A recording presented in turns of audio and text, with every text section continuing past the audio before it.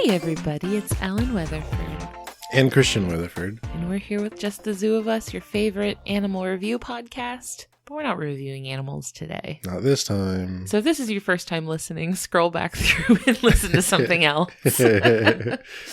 Because this week, it is the second and final week of the MaxFunDrive, which I talked about last week. So if you want to go listen to the Bigfoot episode, I covered it there as well.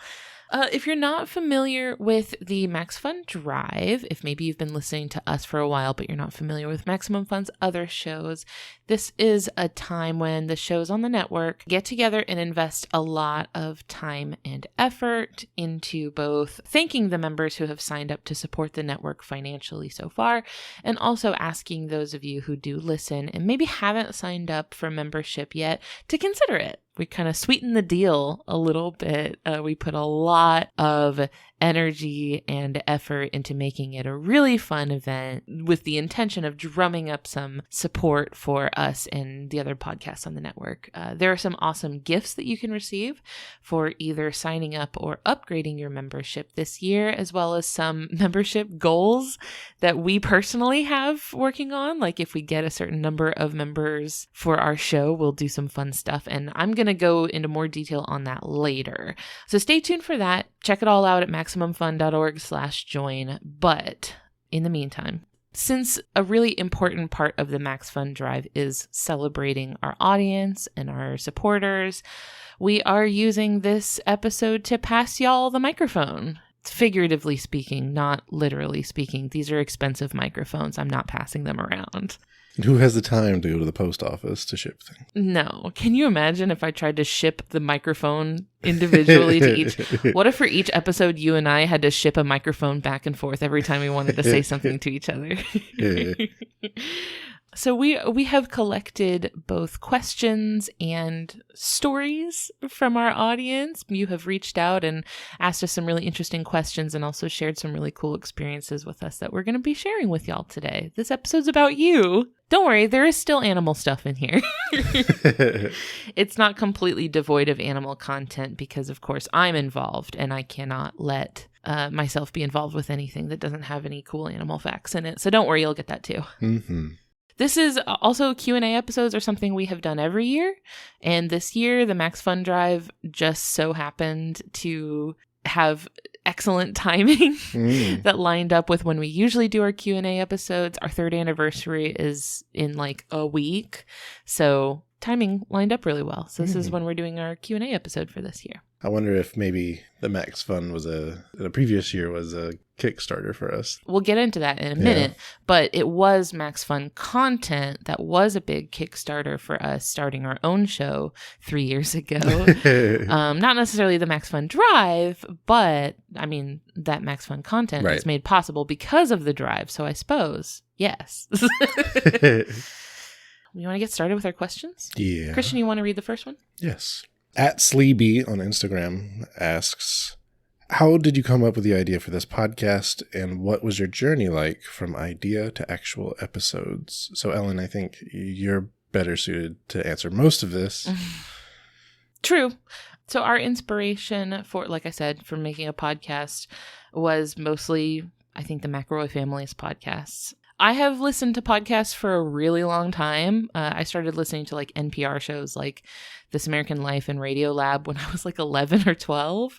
So I've been listening to podcasts for a really long time, but I think I got Christian in a podcast with the McElroy family of products in, 2017, I believe that we started with like My Brother and Me, The Adventure Zone, Wonderful. And for me, I had just dipped my toe into the world of tabletop RPGs. You know, The Adventure Zone was what made me want to try getting into Dungeons and Dragons. Like I had no interest in it until I listened to The Adventure Zone and I was like, this sounds kind of fun.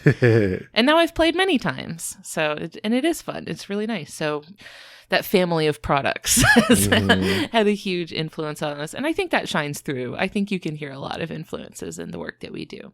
So we definitely wanted to do a podcast about something that we were both interested in. We wanted it to be something we did together.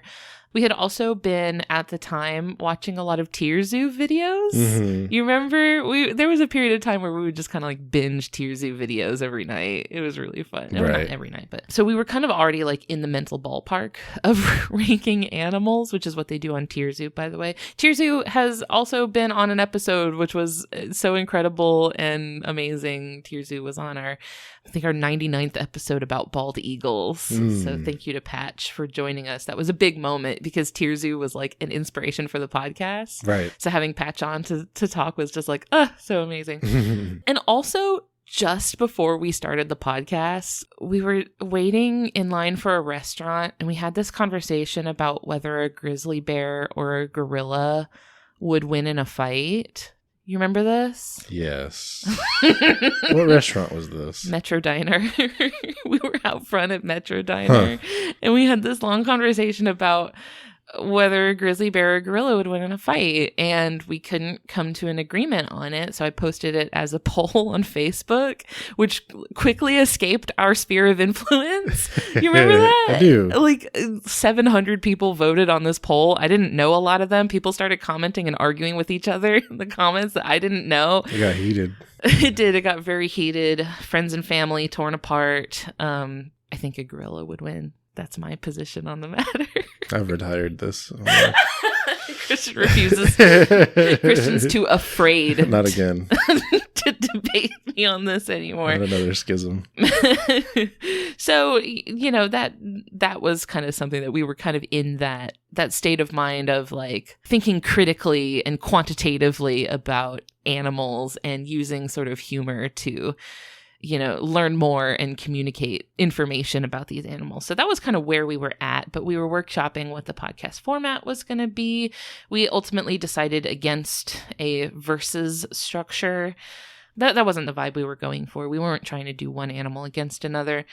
And we also wanted to lean away from strictly using gaming terminology or something that might not be understandable for a lot of people. Like we wanted it to be something that was going to be very approachable, that people didn't require a lot of background knowledge to come into, something that was just like anybody could pick it up and start listening to it and enjoy it. So that's kind of where we wound up. And as far as like getting it from idea to episode, it took a while. Like we sat on the idea for a while and just kind of bounced it around as like, wouldn't it be fun? What if we had a podcast? Like it would just be something we would just kind of chat about in the car. Sometimes we'd be like, if we had a podcast, we would do it like this, like it was just like a fun thing to think about. And then in March of 2019, Griffin McElroy gave a talk at FSU, which by the way, you can watch it. There's a video of it. It's on YouTube.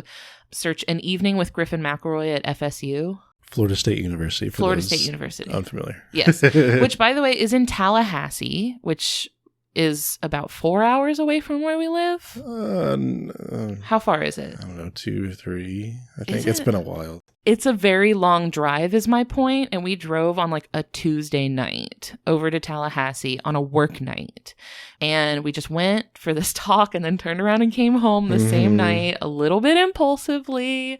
But it was just so motivational and so inspirational. He said a lot of really amazing things. And just kind of like on the way home from that trip, we like ordered some microphones. And in the following weeks, we started, drafting up our notes in Google Docs and got recording. The 3rd anniversary of the day we posted our first 3 episodes is on May 14th, which is coming right up. Nice. So that was 3 years ago. And then we just kind of never stopped. We just kept doing that indefinitely. My proudest hand in all this was the title of the show. Christian did come up with the title of the show, much to my frustration.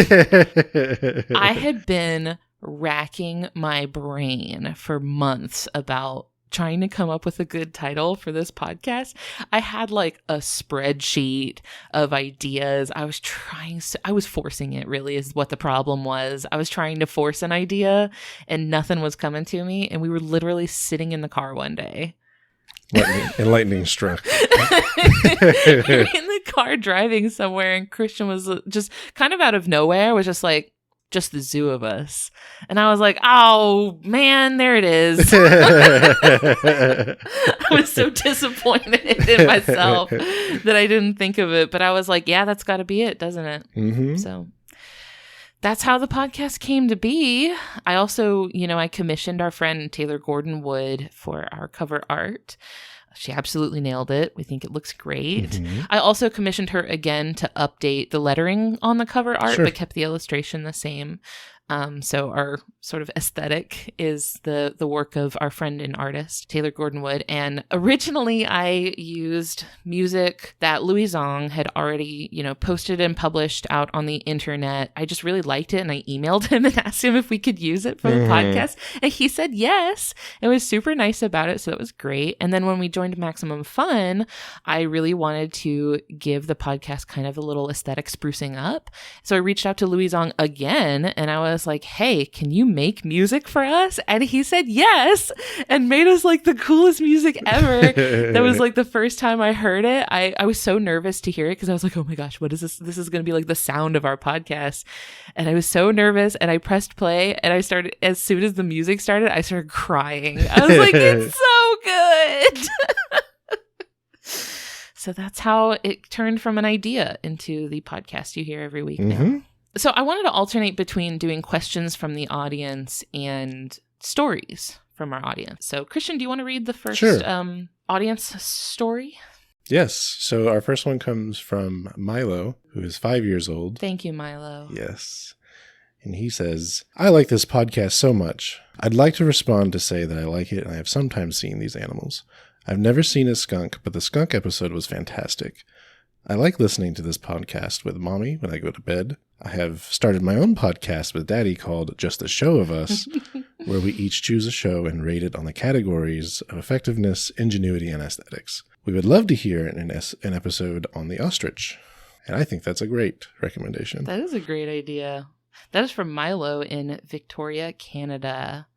That is spectacular. Thank you so much, Milo. I love that you have been inspired to examine the shows that you like the way that we examine animals. Like, I think that's so cool. I think that especially in kids, it is really great to learn how to like critically evaluate things and like formulate your opinions using like really in-depth analysis of them. Yeah. So that is great. Milo, please keep doing that. That is so cool. I feel like we talked about an ostrich recently, like as a tangential topic to something else. Sure. Their eggs. Weren't we talking about something that goes after their eggs in an interesting way? I can't remember what it was now. The Egyptian vulture? Yes. Yeah. Because they needed to throw rocks at it, right? Yeah. Yes. I came across something related to that recently. There was a classical Greek dramatist, I guess, guy who wrote plays in ancient Greece named Aeschylus. And legend says that he died by an eagle dropped a tortoise on his head. Oh, no. Because the eagle mistook his head for a shiny rock because he was bald and was trying to drop the tortoise onto a rock to break it and drop the tortoise on the guy's head and bonked him to death. That doesn't have anything to do with what we're talking about. It's just what came to my head. Neat. Anyway. All right. Our next question comes to us from Liv Matthews on Instagram at Liv_Matthews03. Liv says, if you could be an animal you reviewed, which would you choose and why? Liv also asked, did either of us work with animals previously? And also, do we have any pets? And if so, would we do a review of them? So if you could be an animal you review, which would you choose and why? Christian? So this one was actually one of yours, but I think I would choose the capybara. That's exactly right for you. That is exactly correct, yes. Matches the vibe. It does.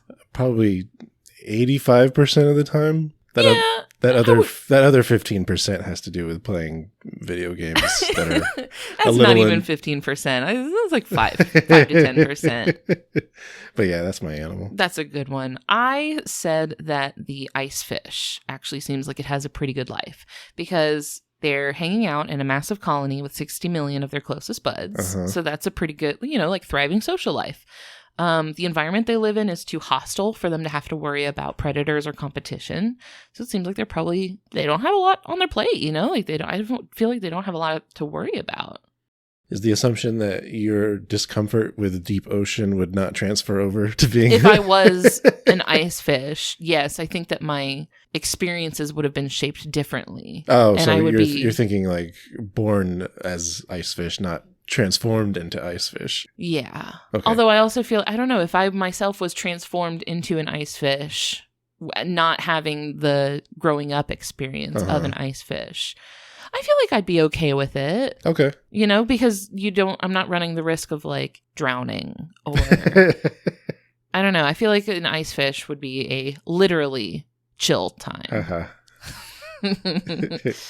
Did either of us work with animals previously? I did not. I sort of did. I worked at a pet store for 2 years. I was a teenager. It was a long time ago. It was almost 10 years ago that I worked at a pet store. But I did, work hands-on with the pets that we had in the store. And unfortunately, that's the only experience I have working with animals. But I really liked that job. It was really good. And I did learn a lot working there. So yes, I did have some experience working with animals, though it is nothing at the expert level. I was just a pretty basic entry-level employee there. And it was a long time ago. I've learned a lot more through doing the podcast than I did at working that job. Oh, right, because, majority of animals we talk about aren't considered pets. No, decidedly not. And finally, do we have any pets? And if so, would you do a review of them? So yes, we do have pets. We do. We have a cat and a dog. And in terms of would we do a review of them? I'm not sure if our listeners are ready to hear me dunk on a couple of house pets. Each of our pets comes with a host of issues. Both of them are uniquely terrible in their own ways, in their own distinctly separate and complementary ways. Our house was a new build in 2019. Mm-hmm. In the first week of living here, at that point it was just Puppy. We hadn't gotten Aki, our cat, yet. But in that first week, we hadn't set anywhere up to put Puppy away while we had doors open and such. We tried to put her in a downstairs bathroom, and she tried to eat the door. She did. She destroyed it. So there's this big patch of paint missing from the bathroom door that I've yet to fix. So, we haven't introduced who our pets are. We mentioned that we have pets. I mentioned their names a moment ago. Oh, but, okay. Yeah, Puppy is the dog. She is a pocket beagle. She's a very small beagle. She's old now. She's the worst. She's old and cranky. She's not very nice. She's nice to people, but she doesn't like other dogs. She doesn't like to play. She's a cuddler, which is nice, but she has her own host of neuroses. Yeah. We love her so much. This is coming from a place of very deep love, and we've had her for 10 years, but gosh, she's a mess. She really is, in her own special way. And then a couple months later, we inherited Aki, the cat. My dad had adopted Aki as a kitten, and then less than a year later, he passed away, and I took on the cat, who was still at the time less than 2 years old.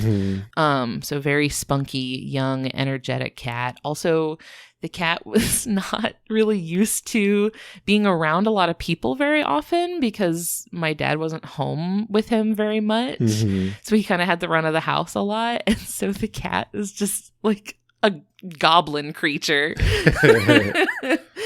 He has that sort of quirky young adult cat energy to him. He's also big. He's big. Yeah. He is a big cat.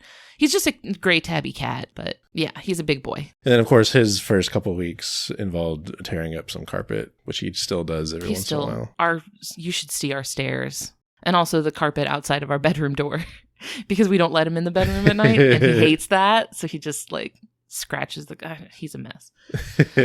Sometimes if you listen really closely in our episodes, if you listen with the volume way up, you can probably hear him meowing in the background of some of our episodes. Yeah. He's very loud. He's a talkative kitty. Yeah. So yeah, we love them dearly, but also the list of grievances is long. I have some notes.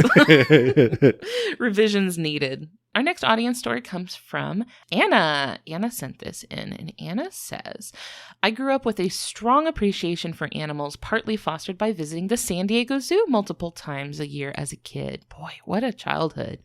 But your podcast really tuned me into the sheer diversity of animals for the first time in my adult life and got me thinking about how engaging it is to learn about distinct animal species and the significance of their conservation.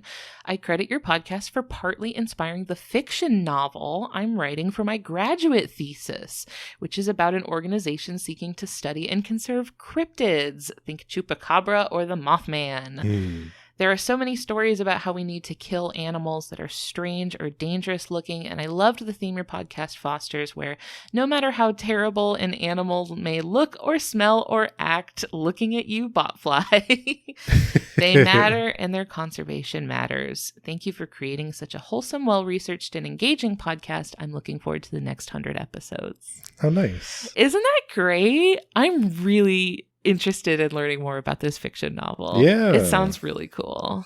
As people know now, because of last week's episode, I'm coming around to cryptids. Yes, long requested. Yes. So cryptids are definitely on my radar these days. So I would be really excited to hear more about Anna's novel. But, you know, I think that is important what Anna said about a lot of times kids are strongly encouraged to be interested in animals and nature. But there comes a point where people don't really encourage that anymore, you know? Like, I feel like you're expected to just kind of like grow out of being interested in animals once you're like a teenager, maybe. Right. And so that was part of the reason why we wanted to make our podcast the way we make it. Like, it's family friendly, so kids can listen to it. But also, like, we talk to each other the way that just adults talk to each other, right? We're not trying to like water it down, or it doesn't exclude adults, you know? Like, I think it's important to encourage adults to rekindle that love for animals that a lot of adults grow out of. True. Or I wouldn't even necessarily say grow out of. It's just once you hit teenage and adulthood, there are so much fewer opportunities to engage at your age level. Well, it has to take the back burner to a bunch of other stuff, right? It does. But there are a lot fewer opportunities to indulge that interest, right? Because I do feel like most educational materials about like animals do tend to be geared towards kids. I don't know. I'm glad to hear that adults are finding value in reconnecting with a love of animals. Next question. I'm going to let you read this one. Okay. This comes from our friend Julie on Instagram. Her question is, how many pounds of ham can you consume in one sitting? It's a great question. Christian, what you got? Is it?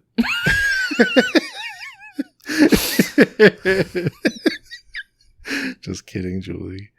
He's not kidding. I would say, for me at least, a pound or two is probably when I would get sick of the taste, at least temporarily.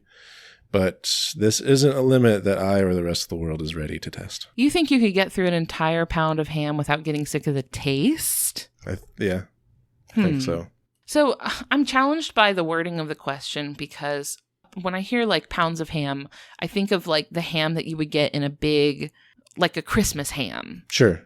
I could probably eat a good bit of that, because especially if you got those big thick slices, man, if you put that on like a sandwich, you put that on like Hawaiian rolls with some like cheese melted on it, I could eat quite a bit of that type of ham. If you're talking like deli slices that are like super salty, usually sliced very, very thin, I don't think I could eat a ton of like deli sliced ham. A pound if it was a life or death situation. If it was like a Christmas ham, especially that Christmas ham that you make that's got the cloves and stuff in it, I might be able to eat a pound. But any more than that, and we're in the splash zone. I guess I was thinking, if I'm going in with an empty stomach and the ham is the only thing I'm eating, I would probably stop, because I'm just sick of eating it before I actually run out of stomach room. I guess I interpreted the question as like life or death. How many are you physically capable of eating? I think any more than 1 pound, and I think I'm in vomit territory. So that's my answer. I wanted to give this question the respect and dignity it deserved of giving a very serious answer. I failed this. Our next audience story comes from Jen on Instagram at GinkgoZ. Who is, by the way, a spectacular artist. Please go follow amazing, beautiful art, often inspired by the podcast. Nice. Jen says, I came across Just the Zoo of Us when I started researching animal information for my art and biology class for elementary school kids.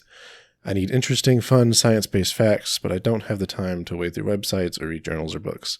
Just the Zoo of Us podcast is the perfect resource for me. In-depth, intriguing info while easy to listen to, with hosts who are endearingly relatable geeks like myself. This is true. Just the Zoo of Us is also an inspiration for my art. I learn about animals on the podcast and look up the animals' photos. I often want to design a print featuring that animal. This happened with the electric stargazer, for example. Other times, I simply seek out episodes that correspond with my current project, such as the Malayan tapir. There is nothing so satisfying as making art of an unusual animal while listening to a podcast, enthusiastically discussing said unusual animal. Thank you to the Weatherfords for hosting such an awesome, uplifting podcast. It makes me so happy to see, because I see this on Instagram quite a bit, when people make art that is inspired by an episode, especially when it's an obscure animal. Yeah. Like the electric stargazer doesn't get a lot of fan art, as you can probably imagine. But, you know, I've seen people post beautiful paintings, right, of like Turacos and skunks and you know, like those are just the ones that come to mind, but it always just thrills me to see people making art of the animals we talk about on the show, not only because it's this thrill of like, oh my gosh, you listened to my podcast, but also because it makes me happy to see animals getting attention that they don't normally get when they're like these animals that are charismatic and beautiful and wonderful, but just really don't get the spotlight very often. Right. So I love to see that. Go follow Jen, by the way, on Instagram. Just spectacular work. Okay, next question comes to us from George Diaz via email, who George, by the way, has been with us like pretty much from the beginning. George is a familiar face, has become a friend. So just big thanks to George for sticking with us from the beginning. And George asked, how much has the show changed since its conception, or has it been fairly consistent overall? So it has changed. Quite a bit. Yes, I would say the biggest changes around the format of the episode. Initially, it was just Ellen and I doing the animal review every episode. That started to change as we started getting guests interested in talking on the show. When we first tried that, we tried to do that with the both of us and that guest speaker. It was fun, but the logistics were weird. It was. And the energy was, I don't know, it was a little odd. You're a little shyer than I am. So, you know, I'm obviously the one doing a lot more talking. Sure. And Christian is a little quieter. So, which I think you talk a lot more when you're talking to me. When this was, like a stranger on. Right. You know, so, and plus it was logistically challenging, just like from a technological point of view, because we all had to have, Now, granted, at the time we were much less experienced with our hardware setup, but still. So eventually we kind of settled into an on-off schedule with us versus a listener. There for a while it was 2 listeners for every one of ours. And that kind of changed as life kind of came and went with, my schedule with day job, and then Finley was born and all that jazz. Yeah. That is also something, is that both of us have jobs and we have 2 kids. So as you can imagine, we have to change and we have to move things around or alter our schedule to accommodate our lives. But in addition to the incorporation of guests, we also, like way in the beginning, in the first few episodes, we used to give the animals overall ratings at the end. You remember that? I did not until I read your part of the notes on this. We did, where we just averaged the scores together and gave it an overall score. But we pretty quickly decided not to do that anymore. Well, I was going to ask, was that a decision or did we just forget? No, it was a decision. Oh, okay. I remember us having a conversation about it, that we were like, because it wasn't fair. This is just math. Animals that were like really, really cool, but also really, really ugly ended up with bad ratings. Sure. And we were like, that's not fair. So we decided to stop doing overall ratings, but also just, I think we've gotten better at it. Not only have we gotten better at recording and like the sound has improved drastically, which if you have listened to our earlier episodes, we've gotten better at recording, but also we've gotten just more knowledgeable. These days, we're frequently able to while we're talking about an animal, we're able to reference a concept we've encountered before in another animal. So when we're asking each other questions that we might not immediately know the answer to, we have a much broader pool of knowledge to draw from. Like we might be able to think, well, in this animal, it's like this. Right. Or, well, we've seen this in this animal and it's like this. So maybe it's similar to that. Like we have a lot more knowledge to bring to the table now with our later episodes. So I feel like that has gotten better. But I also feel like over the years of making the show, have definitely, especially through Twitter is great for this. I've followed a lot of new people that I've gotten to know through doing the show and connecting with the networks that I'm in. I've heard from a lot of perspectives that I'd never heard from before that have caused me to kind of like examine and like dismantle some of the ways that I thought about things before. So a big thing is like the way that we talk about people when we talk about conservation issues, which can often lean heavily towards misanthropy, which is not incredibly helpful when, people are the key to solving conservation issues. So I don't know. I've really had to break down some of the misanthropy, had to, examine a lot of how ethnocentrism shapes Western science and like whose voices, like who's being excluded from the conversation and what are we missing because of that. I think my takes these days are a lot more nuanced and informed than they were in the early days, which in the early days, they were mostly based on just, this is what I know about this exact animal and this is what I've experienced in my own personal life. So like that was all I had to go off of. But now I think that I've broadened my horizons a lot, and the way that I talk about things has gotten a lot more careful and a lot more well-rounded. So I think that we've just gotten better at communicating complex issues like that. Yep. Also, you're developing skills in terms of audio editing and such, because that's all been you. I think I tried my hand at it once, like in the very earliest episodes. I quickly realized I'm way too much of a control freak to relinquish control of editing the podcast. Which, by the way, I'm like an aggressive editor. I edit heavily. Yes. The podcast that reaches your ears is filtered through me taking a hacksaw to it and making us sound as good as possible. So that's how it's changed. It's gotten better. Yes. Yes. Next member story comes to us from Jennifer Lopinto, who says, I need to let my love for Just the Zoo of Us burst forth from my brain. Gosh, that's relatable, isn't it? How often do I say that I need to let something out of my brain? Mm-hmm. I heard of the show during a commercial break while listening to another Max Fun podcast. I wonder which one. And it just piqued my interest. I've been a huge animal lover since I was a child, and it's one of the few subjects that has stayed with me through the decades. Having severe ADHD, it's very difficult for me to retain information by reading. I have a better time listening to or watching a show. The way Ellen and Christian have conducted Just the Two of Us has managed to catch the attention of my neurodivergent brain, and it won't let go. I love this podcast so much. It's become part of my daily routine. I have a deep appreciation for the fact that there are other human beings who love animals as much as I do. Please never stop doing this podcast, and please never stop chasing your curiosities. And I'm going to share Jennifer's sign off because I think it's beautiful. Love and Stardust. Aww. I'm going to change my email signature to that. That's really good. I definitely wanted to lean into this because I feel like I relate to so much of what Jennifer said. Jennifer could be me. Like, I also had that experience of like being extremely into animals as a kid and then just never fully letting go of that, Like, I've had a lot of hobbies in my life and they all seem to like come back to animals. Like when I did like art, I would draw animals, or photography, I take pictures of animals. So like everything has always come back to that.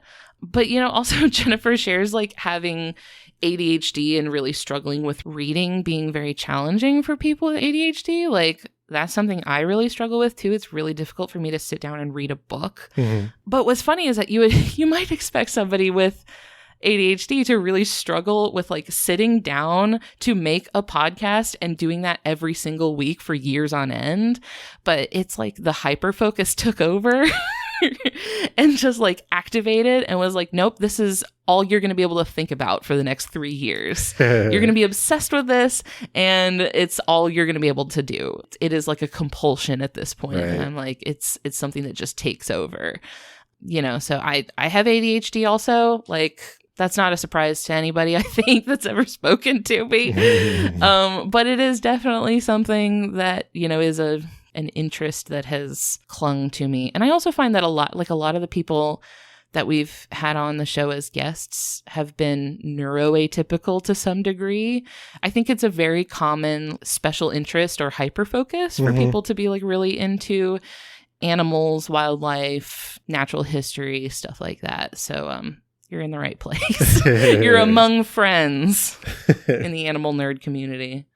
For me, I enjoy the moments best where I find a topic that just really grabs onto my attention, and then I do that deep dive to where I can hopefully find some interesting things to talk about. An example of that was the owl eyes. You love those owl eyes. I still think about that.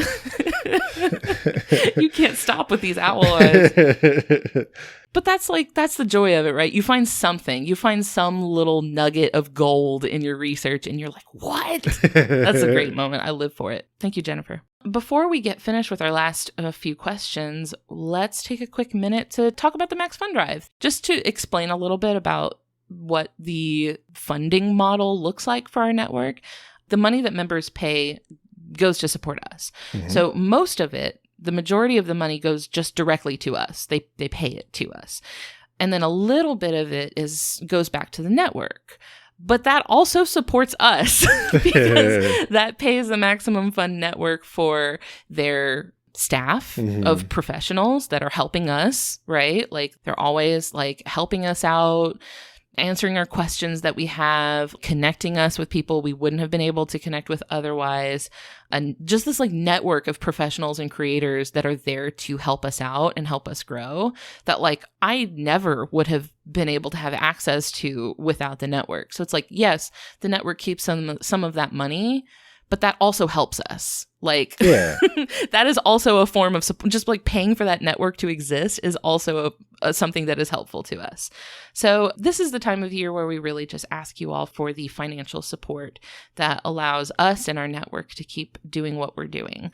So for as low as $5 a month, you can sign up for a membership that gives you access to all of the bonus content across the network. There are just hundreds and hundreds of bonus episodes, including one from us. We made one this year. We did it. Do you want to tell them about our bonus episode a little bit? So yeah, we put up an exclusive bonus episode where we picked our favorite animals that we've reviewed in a knockout tournament. So get you that membership. It's so funny. Christian was feeling particularly spicy the day that we recorded that. He was really feeling feisty that day. So I feel like that was some beautiful Christian quotes right there. It was so much fun. Great time. So definitely at the $5 per month membership level, you can go listen to that, but also the hundreds of hours of bonus content for all sorts of Max Fun shows. Yep. At the $10 a month level, you get an embroidered patch, which you get to choose. They have a design for every show on the network, and ours has a little sunfish on it. I shouldn't say little. Sunfish are huge, but the one on the patch is little. It's got a sunfish on it. It says pretty good, actually, which was what I said about the sunfish in our sunfish episode. It's the cutest thing I've ever seen. The sunfish has a little smile, and it's just relentlessly adorable. And so for the $10 a month level, you can get you a sunfish patch. At the $20 a month level, you get a creativity kit that has these really beautiful like activity prompts, suggestions for things you can do to really encourage your creativity that were all contributed by the show, including us. We got one in there.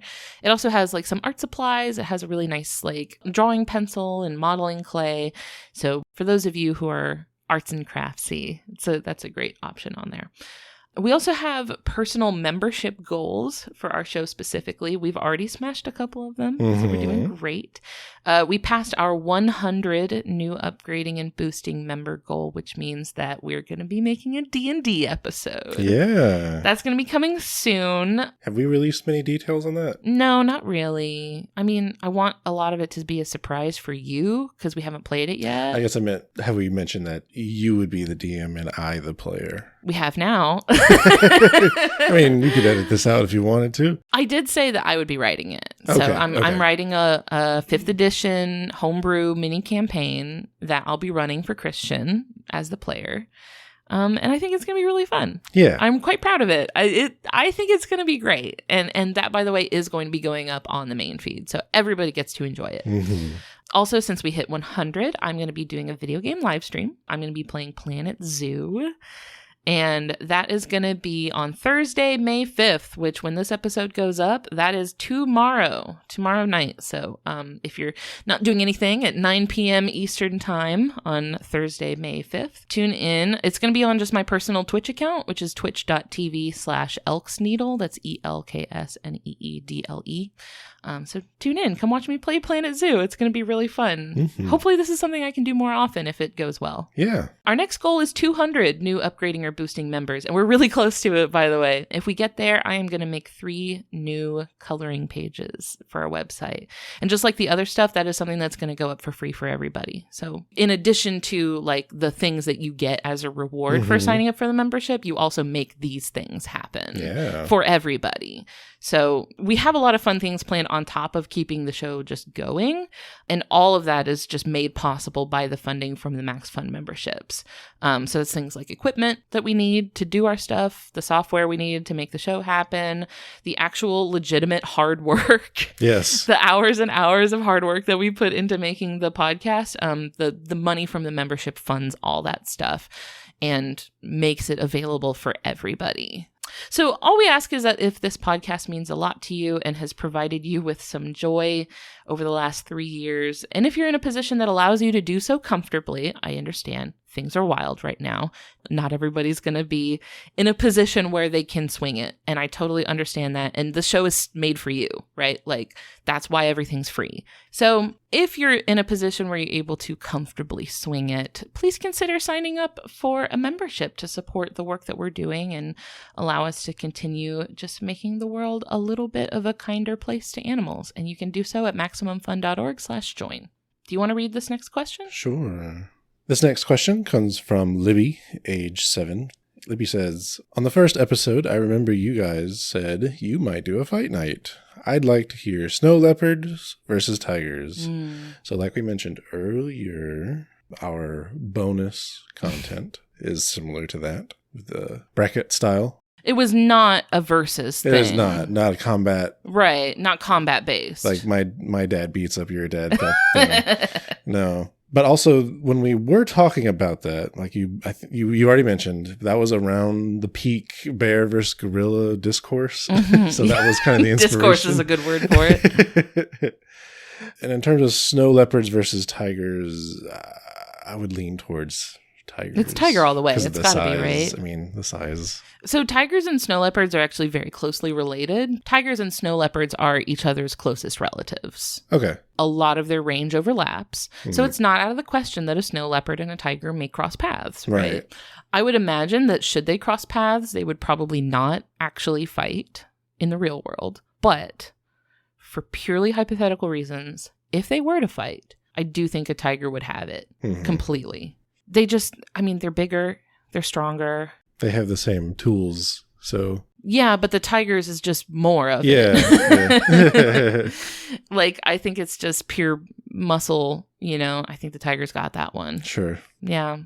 Good question, Libby. A very special occasion in which we will answer which one wins in a fight. You want to read the next story from Dalton? Yes. So this comes from our friend Dalton Weeks. Just the Zoo of Us is the first podcast I've ever followed and has really started me down a science and animal rabbit hole.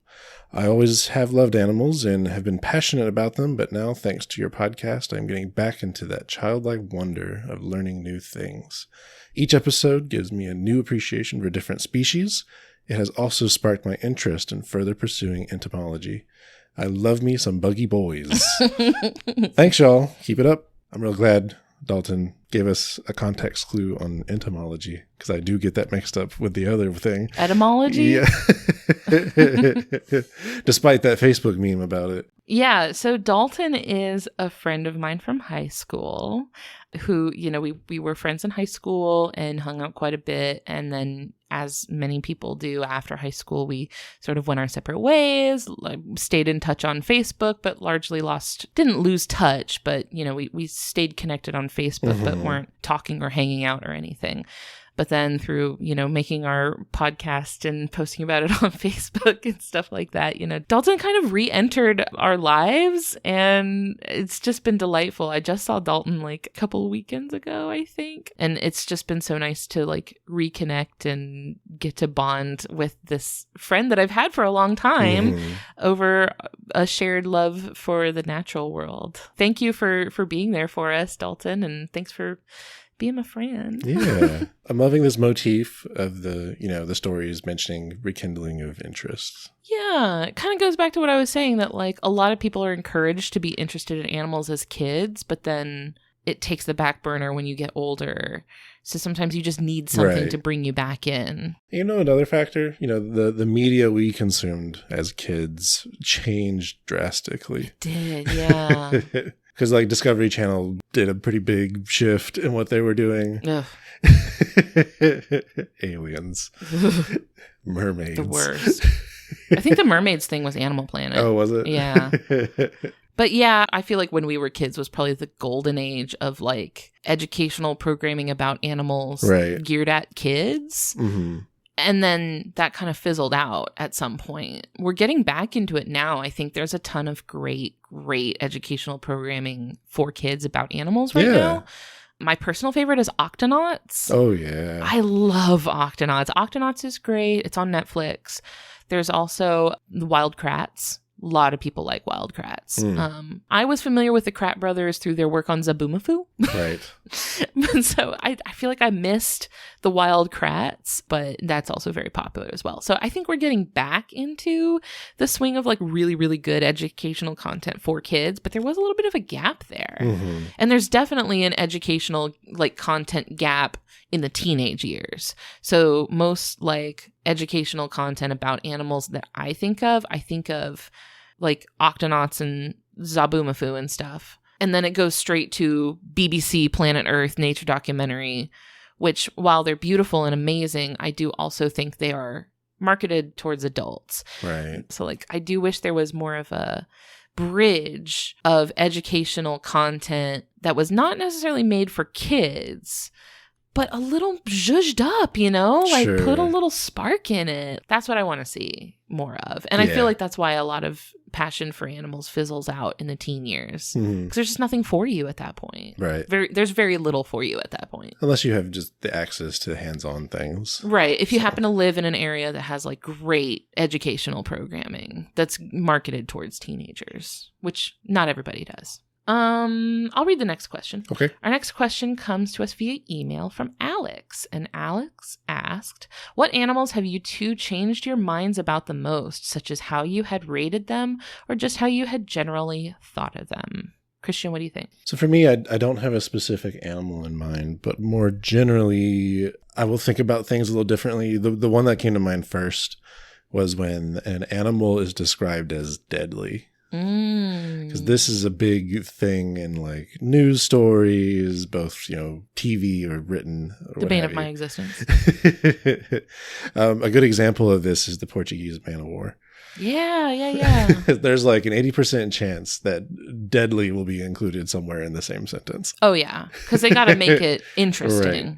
The reality is there's only a handful of documented deaths out there. So anytime I hear that to describe any animal, that I now take that with a grain of salt. Right. Well, we see this a lot when people describe our native reptiles. Yes, the cottonmouth particular. There's a lot of weird folktale type fear around them. And again, that's another animal that you would struggle to find more than a handful of deaths like across recorded history. Yeah, it's very, very few. Yeah. Bites happen and they're not great, but with modern medicine and such, deaths are rare.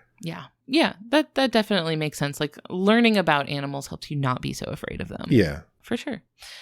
I have two answers that are similar, but for different reasons. Mm-hmm. The first one is the ocean sunfish. So my first time ever hearing about them was the Facebook post about them, which I talked about in greater detail in our ocean sunfish episode.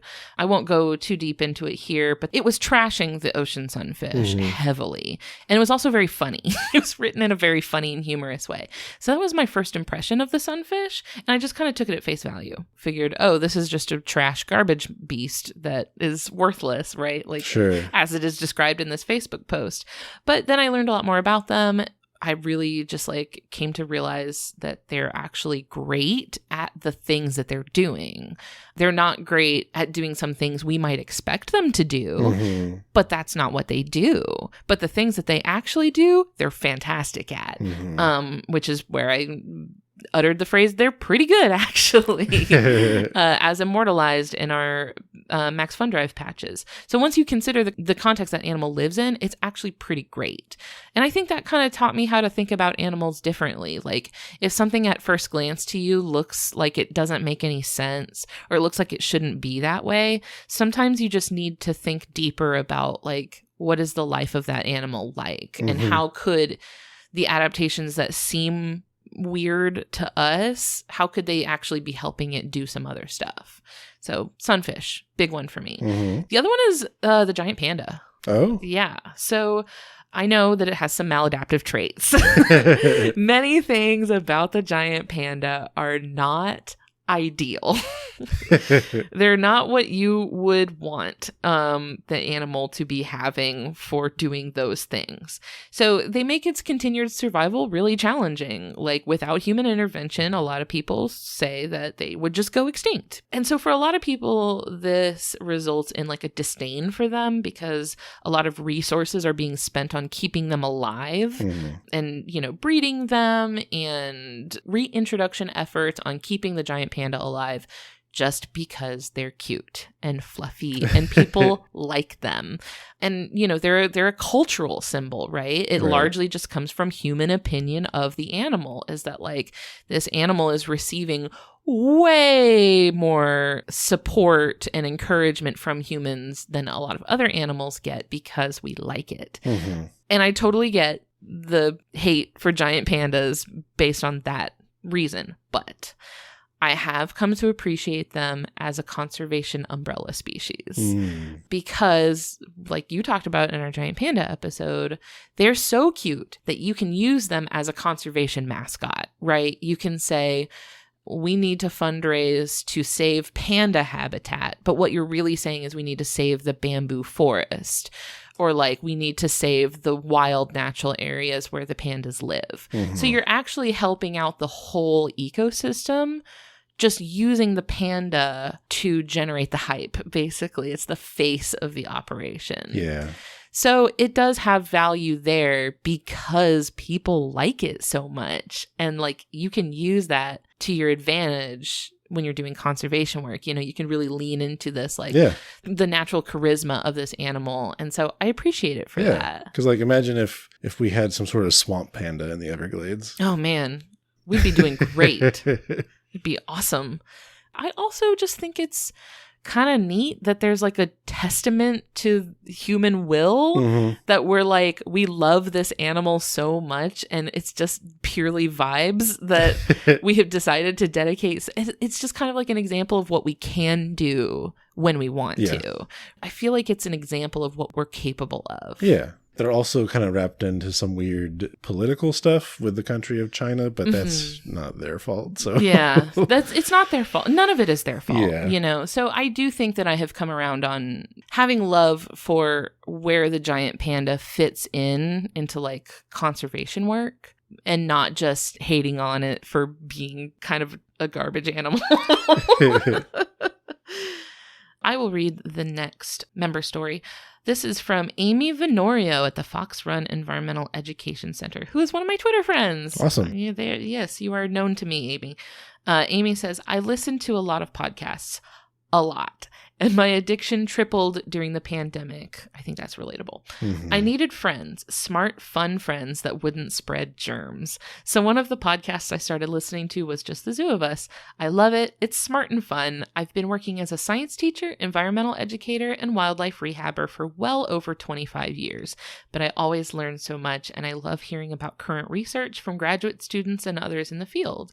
And since it's family friendly, I can tell all my friends who are parents and teachers that this podcast is for their family.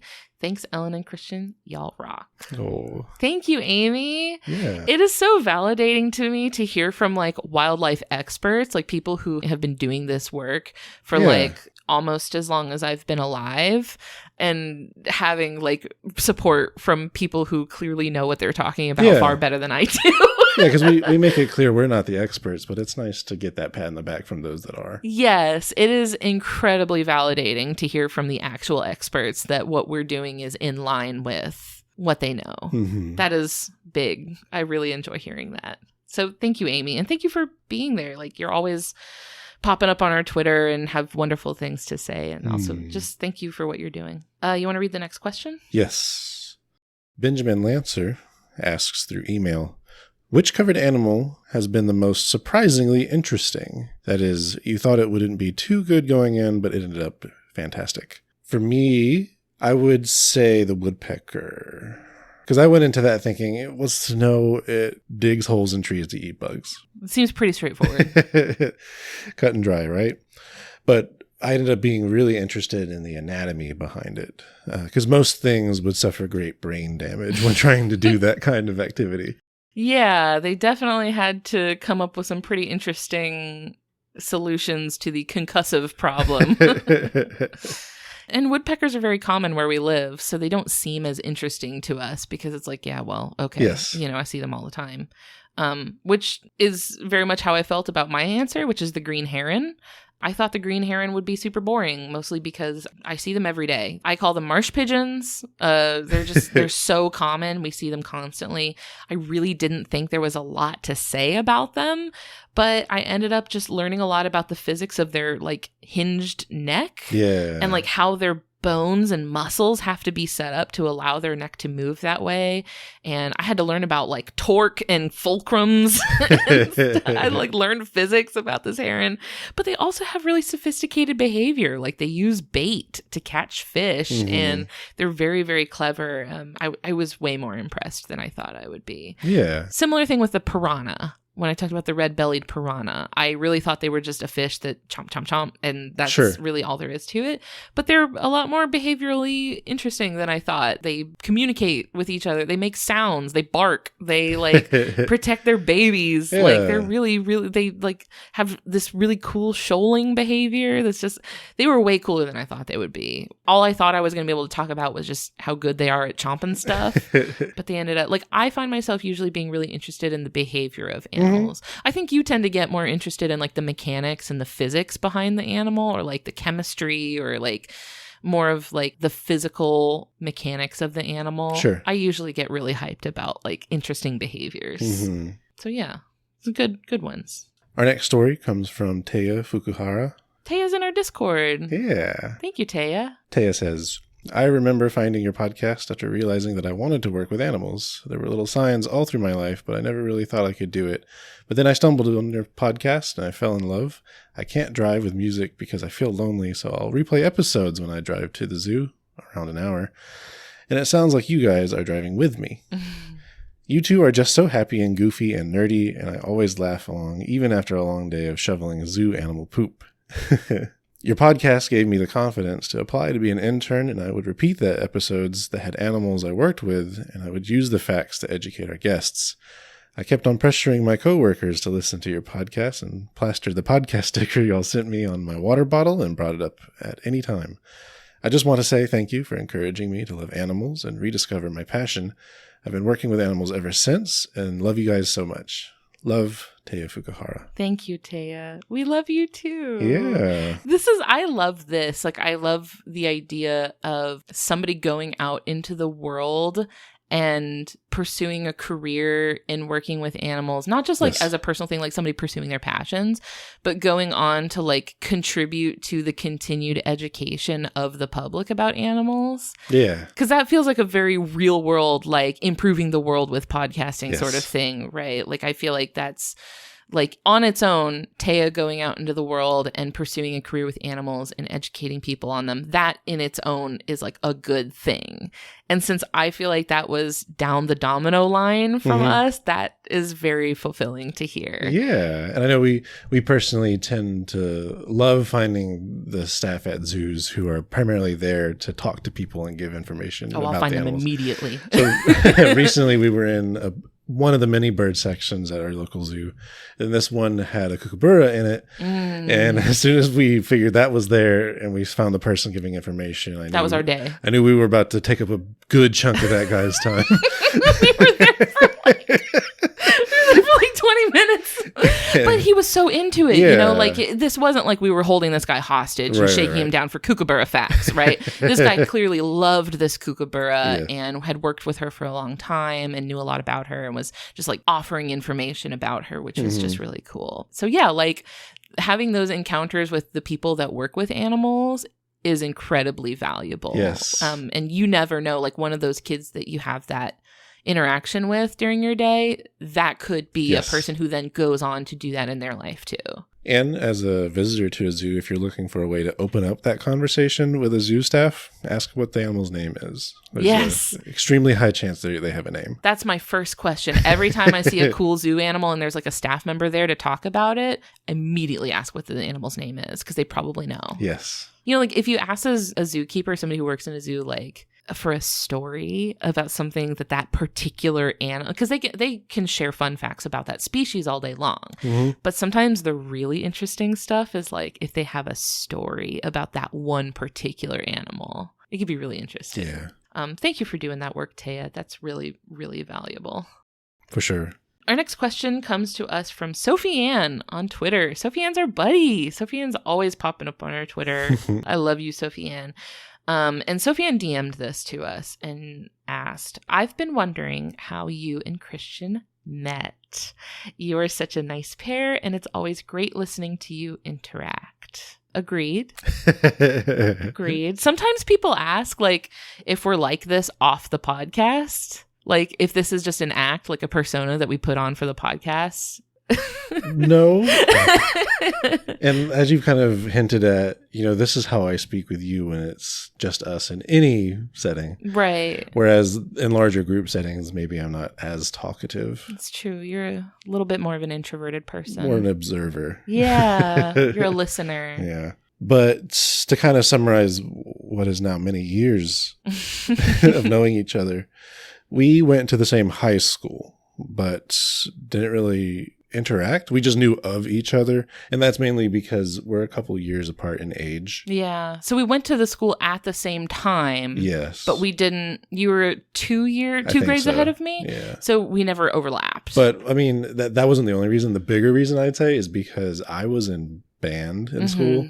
So I had tons of friends and such that were across many grades that were in band. But since you were not in band. Right. Yeah, we just didn't ships passing in the we didn't run in the same circles until after you had already graduated. Correct. So then we ended up going to the same university and UNF. Yes. Swoop. One of us graduated. And we ended up being in similar social circles there. So we became friends during our time there. And then shortly after I graduated from UNF, we started dating. You left out the part where I pined after you excessively for years. Much to my, what's the word? Don't say chagrin. No. Obliviousness, yes. I made many undetected moves. That's cool, but do you want to come back to my place and play Guitar Hero? Which we did. We did play Guitar Hero.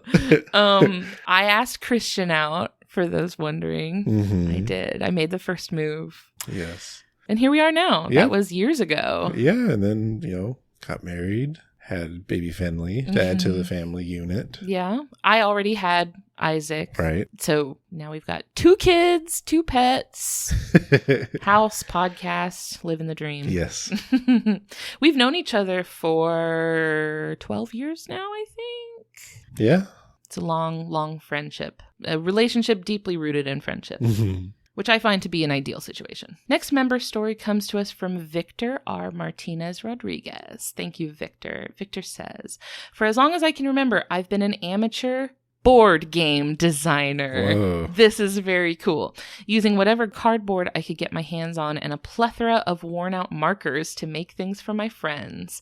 As I've grown older, I've kept up with design as a hobby alongside schoolwork and work, which is where your podcast comes in.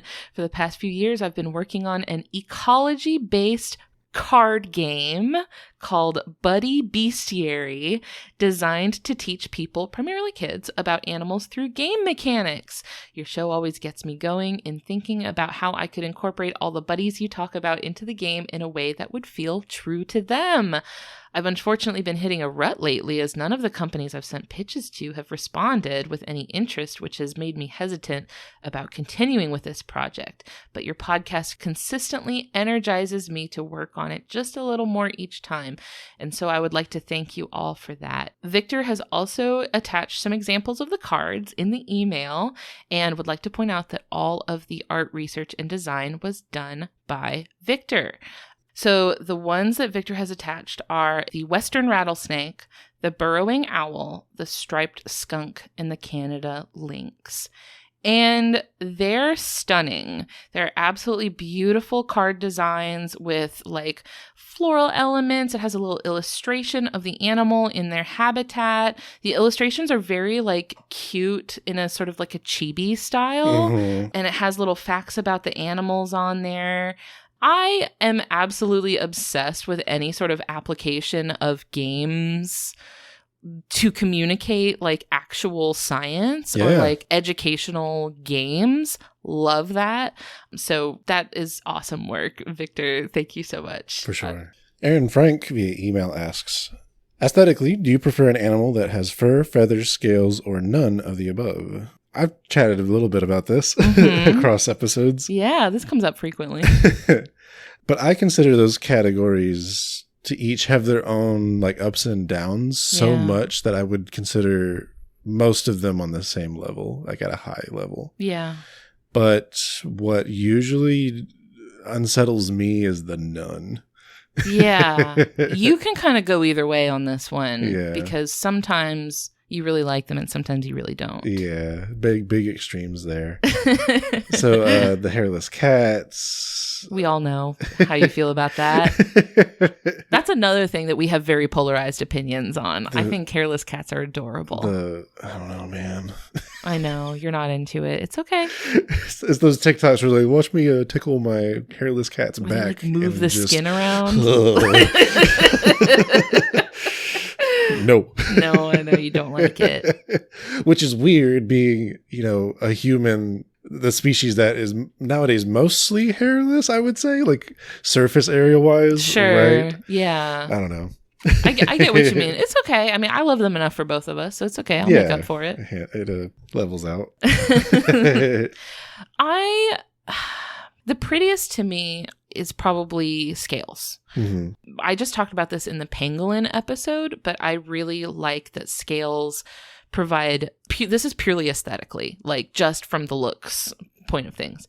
They provide an animal's sort of whole vibe with texture, a consistent geometric sort of pattern, like it has a sort of very precise mathematical almost. The way that each scale is perfectly aligned and placed with the other scales around it in a way that is like repeating over the animal's entire body. Like I love that. Yeah. Whereas with hair and feathers, they can be a little more random in their placement. That's not to say that the looks of fur and feathers are not beautiful. Obviously, they are. Mm-hmm. It's just, I feel like if an animal has scales, that probably lends itself to me liking the way that they look a little bit better. Scales are often like shiny or sparkly. Yeah. Which I like. It's very cool. And a lot of times they also have iridescence, which is, y'all know how I feel about iridescence. That's my favorite thing in the world. I love a shimmery iridescence, especially like snakes that have iridescence. That is like one of the coolest things in the world to me. Mm-hmm. So and even when they don't have like exciting colors or iridescence or something, they still just like look like little beautiful flower petals. And I just really like that So I think I'm going to say scales, and a close second place would be, I guess, the nun category because of beetles and wasps. Oh, okay. I'm thinking specifically of like beetles and wasps that have a metallic, an iridescent or a metallic or a glittery sort of like chitin. We had a cuckoo wasp in our shower recently that I lost my mind over. It was the coolest thing. We just did an episode on cuckoo wasps with Katie Golden from Creature Feature. So I had like just learned a whole bunch of stuff about cuckoo wasps. So that was a great moment for me, but beautiful animals. So I think that the nun category would be the second place for me because of those beautiful, like jewelly looking insects. I guess the nun category means different things across like mammals, insects. True. That kind of thing. Yeah. Because if you were thinking of the nun category as meaning like hairless, Right. like just exposed skin, and even then, like cephalopods, they're really cool. Nudibranchs. Fish that don't have scales. Fish with no scales. Yeah, like there's some cool stuff there. Yeah. An interesting question. I really had to think about that one. I don't know. And that's our last question. So that is all for today. It has been really moving to hear from everybody. Something that a lot of podcasters struggle with is that sometimes podcasting feels like speaking into a void, like into the abyss, where you just put stuff out there. And then, you know, it's a one-way conversation, right? You're just speaking into the ether. But I don't feel like we have that problem. I feel like y'all are really, you know, communicative, and the people that I have met and gotten to know and even like become actual friends with because of doing the podcast have just really been unforgettable. That kind of makes the experience for me, you know, like making friends because of the podcast, and y'all getting in touch with us and us getting to talk with you about that on social media, on, you know, Discord, in real life, you know, like getting to talk to the people that have like listened to our podcast and then talk to us about it in real life. That's always really cool too.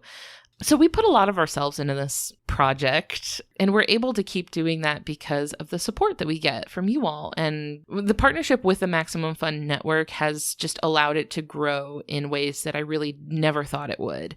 I'm still constantly being surprised by what we're capable of, not just us, but like as a community. So like you and me, the network, the audience, the people that are out there like engaging with us and, you know, carrying this knowledge out into the world.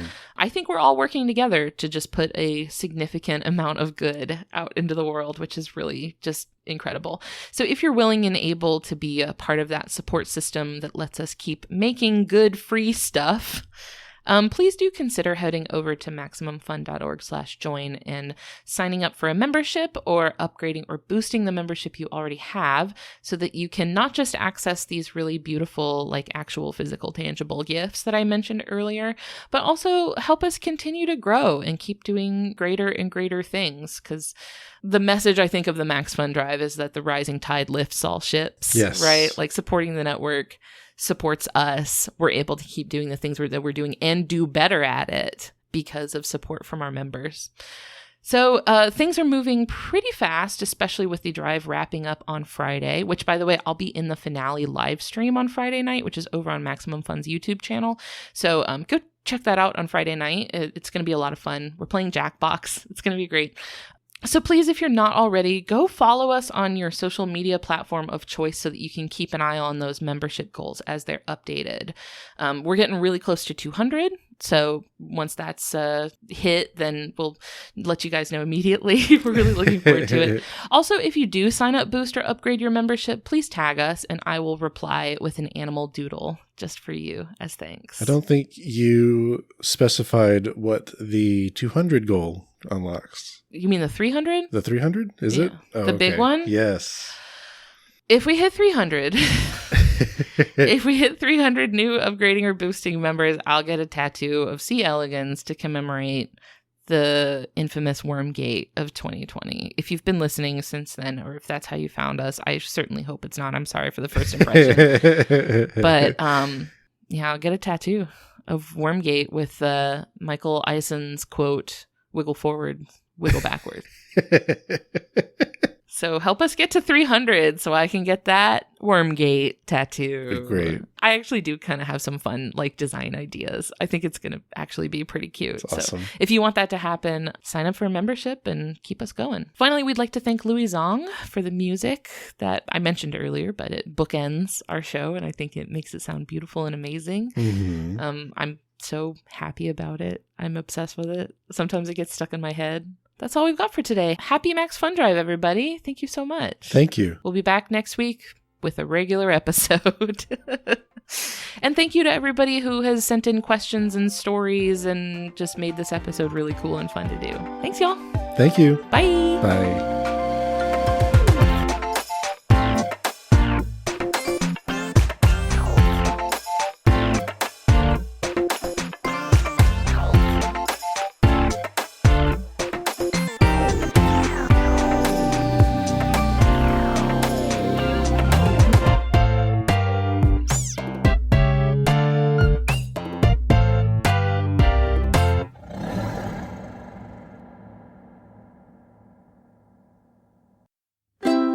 MaximumFun.org. Comedy and culture. Artist owned. Audience supported.